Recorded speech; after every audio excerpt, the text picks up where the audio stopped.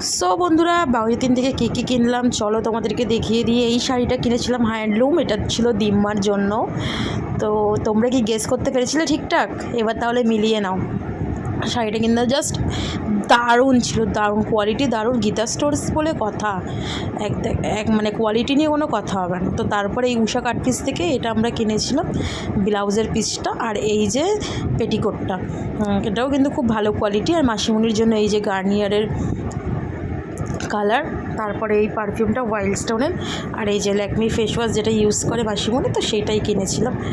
আর মাসিমণির জন্য এই কাপের সেটটা কিনেছিলাম। মাসিমণির একটা ডিমান্ড ছিল কাপের সেটের, তো ওই 6টা এই কাচের কাপের সেট কিনেছিলাম, দারুণ ছিল।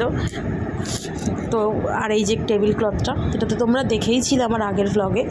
তো এই টেবিল ক্লথটা কিন্তু খুব সুন্দর। আর এর আগের ব্লগে বর্মশাইয়ের একটা শার্ট তোমাদের সাথে শেয়ার করেছিলাম, তো এবারে বাকি শার্টগুলো তোমাদের সাথে শেয়ার করি।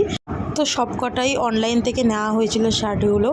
তো প্রত্যেকটা কালার কিন্তু খুব সোবার আর খুব সুন্দর, আর কোয়ালিটি কিন্তু দারুণ পেয়েছি।